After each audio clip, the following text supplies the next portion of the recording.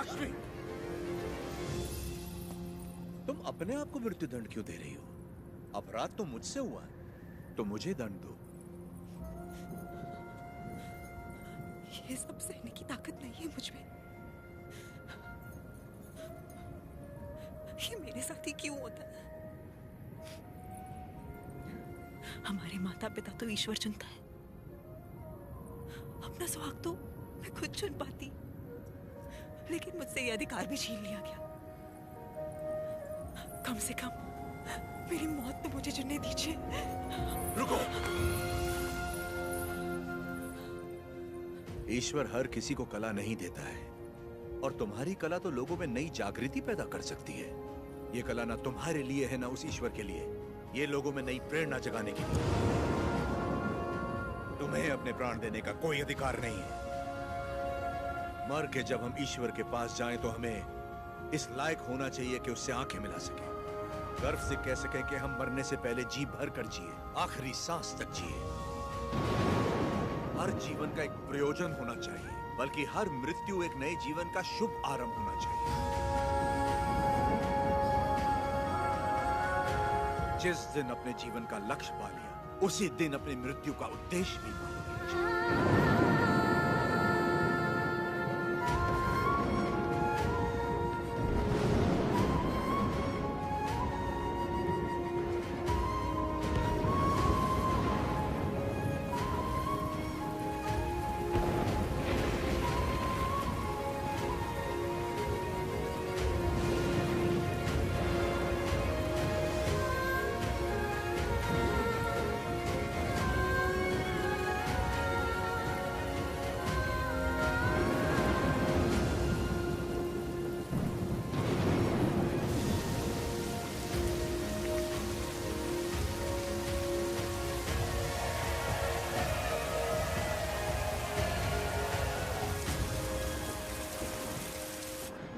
मुझे आपसे कुछ कहना है, कह सकती हूँ?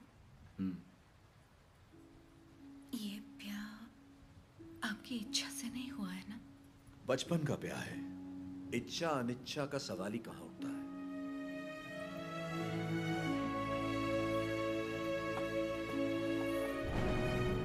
आपकी बात तो सही है, पर मैंने तो बचपन से सिर्फ आप ही को चाहा है। तुम्हें पता था कि हमारा ब्याह हुआ है? और क्या, मुझे तो बचपन से ही पता था। बचपन से लेके आज तक आप ही मेरे संसार हैं। आपके लिए न जाने कितनों से लड़ी हूँ, यहाँ तक कि अपनी अम्मा से भी।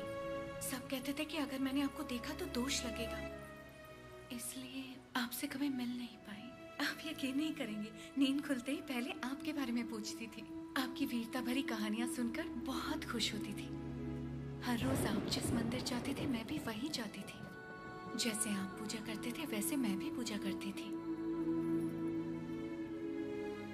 उस दिन उत्सव में जैसे ही मैंने आपको आते हुए देखा, मैं सरोवर की ओर चली गई। मुझे डर था कि अगर आपको पानी में भी देख लिया तो आपको दोष लगेगा। ये 24 साल मैंने कैसे गुजारे सिर्फ मैं ही जानती हूँ। मुझे सिर्फ उस पल का इंतजार था जब आपको जी भर के देख सकूं। यज्ञ के समय भी मैं आपको देख नहीं पाई, इस डर से कि कहीं आपको देख के रो ना पड़ूं। वहां लोग देखते तो क्या कहते।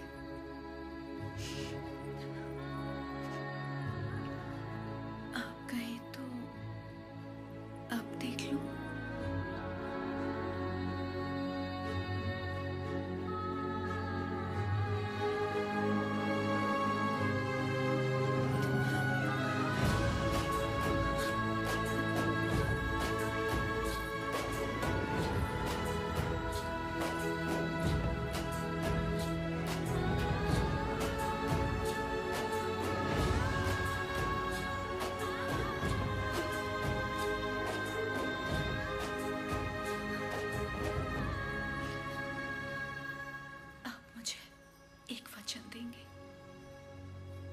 मैंने अपनी सारी जिंदगी सिर्फ आप ही को चाहा है। मैं आपको कभी नहीं रोकूंगी, चाहे जैसे रहिए।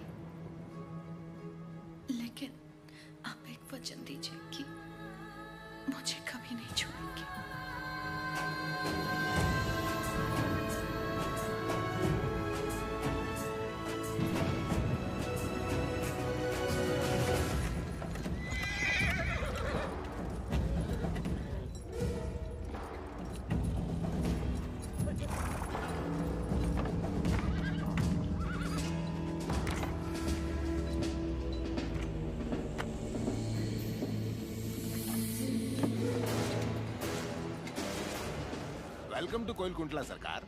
स्वागत है।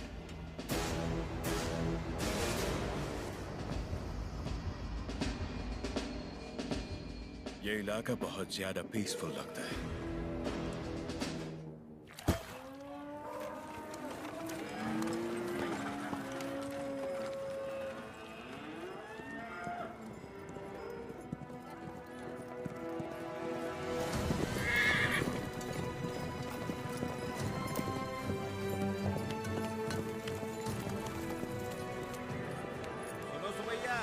शुभ समाचार है तुम्हारे लिए। अब तुम्हें फसल पर लगान देने की कोई जरूरत नहीं है, बस जमीन पर देना होगा। भेजे में नहीं घुसी बात। अब से फसल पैदा हो या ना हो, जितनी जमीन है उतना लगान देना ही होगा। दया सरकार, हमसे तो फसल का ही लगान नहीं दिया जा रहा। ऐसे में अगर पैदावार ना हुई तो कहां से देंगे लगान? तो फिर कानून के मुताबिक ये जमीनें हमारी। इन मजदूरों को इनकी मेहनत का जो बनता है दे दो रघुवंशा। जी सरकार। हम मजदूर? सरकार, ये जमीन हमारी माँ है। माँ के बिना कैसे जिएंगे सरकार? कहाँ तक है तुम्हारी जमीन? उस पहाड़ी तक है सरकार, कुल 5 गांव। अपने जमीन को बचाने के लिए तुम कुछ भी कर सकता है। जान दे सकते हैं सरकार।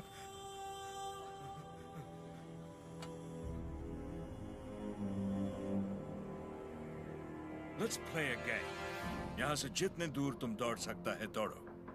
जितनी जमीन पर तुम दौड़ गए वो जमीन तुम्हारी हुई। बट हमारा घोड़ा भी तुम्हारे साथ में दौड़ेगा। अगर वो एक कदम भी तुमसे आगे निकला तो वहां से जमीन हमारी हो जाएगी। लेकिन अगर तुम हमारे घोड़े से आगे निकल गए तो वहां से जमीन तुम्हारी। तुम्हें शर्त मंजूर है?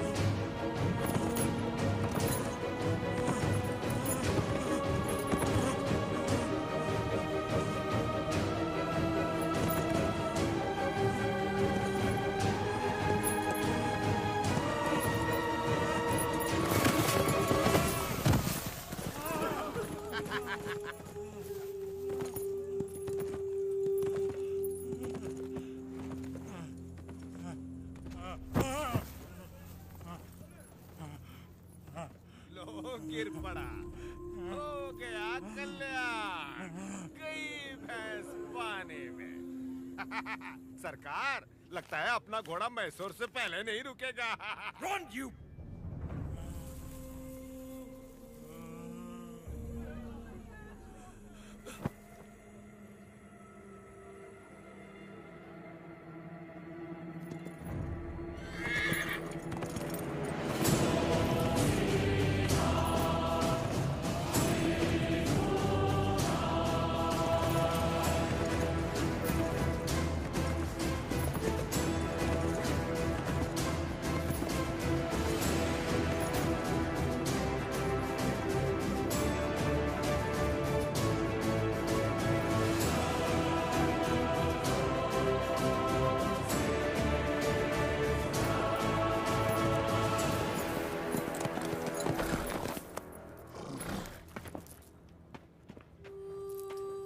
उठो सुबैया, ये लो, आराम से लो।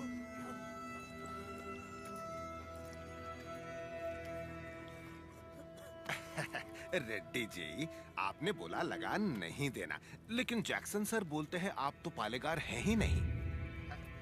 यानी नोसम का आपको गोद लेना नए डलहौजी लॉ के मुताबिक गैर कानूनी है, तो आप इस जमीन के कानूनी वारिस नहीं हुए।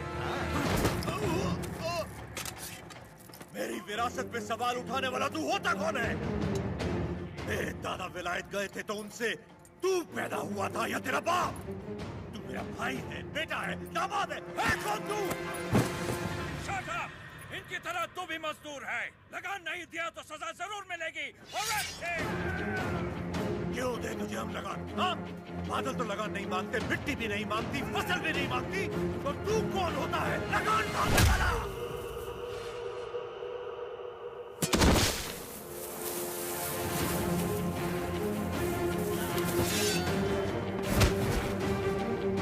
जमीन से लेकर फसल तक सब हमारा है। पसीना हमारा है, खेत हमारे हैं, बीज हमारा है, पानी हमारा है, ये धरती हमारी है, इसका अनाज हमारा है। तो फिर हम तुझे लगान क्यों दें?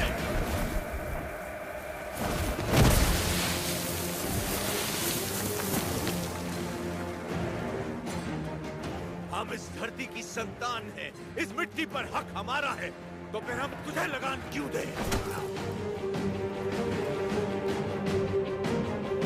भैया, सरकार, इस भूमि पर हल किसने चलाए? हमने चलाए। तो इसकी पैदावार पर किसका हक है? हमारा है।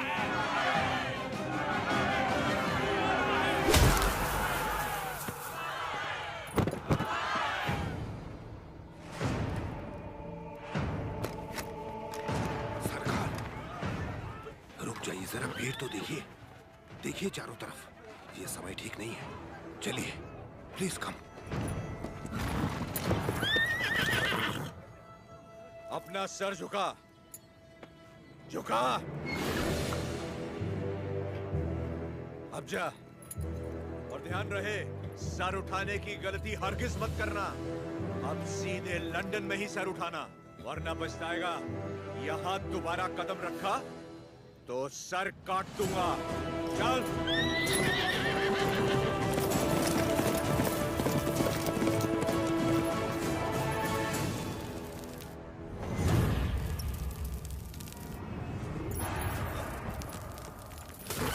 सरकार, घोड़े ने क्या किया है? नरसिम्हा रेड्डी ने इसके दिल में डर भर दिया है। जब भी हम इस पर बैठता है, ये हमें उस डर की याद दिलाता है। नहीं, देखिए, वो चल जाएगा। सरकार,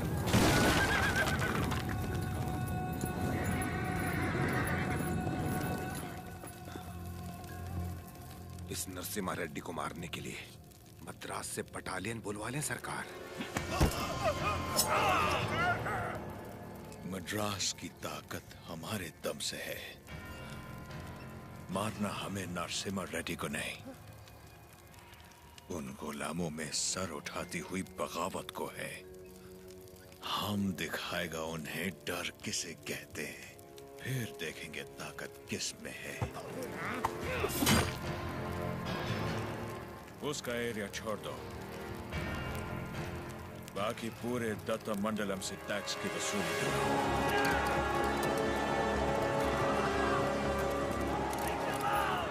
मरते हुए सभी लोगों की चीखें उसके गांव तक जानी चाहिए। इतनी दहशत फैला दो कि उसकी हिम्मत ही टूट जाए।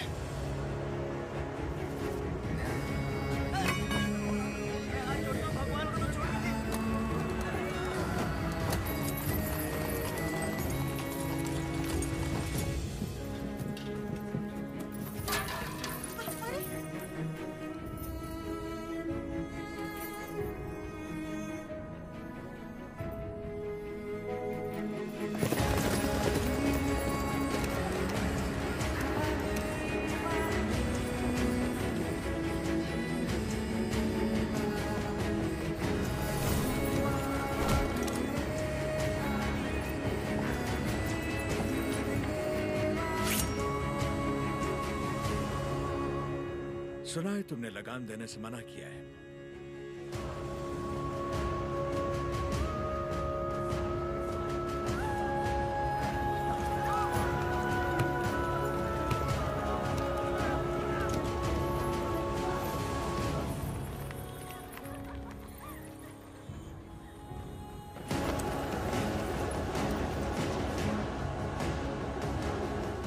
अपना लूटा हुआ एक मुट्ठी धन भी हमारे हाथ से जाना नहीं चाहिए। What about Tata Mandalam tax? सब रेडी है सर, सिर्फ एक एरिया को छोड़कर। प्रणाम मालिक। बोलिए। मालिक, कल जंगम मलैया जी बड़े पैमाने पर भूमि पूजन करने वाले हैं। अकाल के कारण जिनकी शादियां रुक गई थी, क्यों ना वो भी संपन्न कर ले। जरूर। ये शुभ आमंत्रण आप मेरे बड़े भाई को दे दीजिए। जैसे आपकी इच्छा। जंगम मलैया, जी सरकार। मैं कल जगन्नाथ मंदिर अपनी पूजा करने जाऊंगा। जी। आप उसी समय अपनी भूमि पूजन का शुभारंभ कर सकते हैं। जो आज्ञा सरकार। ओ बन्ना, सरकार।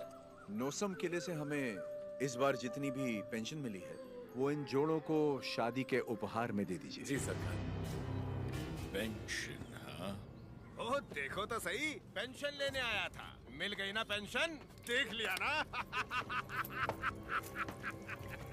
बोल दिया नरसिम्हा रेड्डी को, हम उसे पालेगार नहीं मानते क्योंकि उसे तो गोद लिया गया था। इस कुत्ते को समझ में नहीं आया कि पेंशन नहीं मिलेगी। पूरा सिर मूंड दो, दोबारा यहाँ दिखाई नहीं देना चाहिए।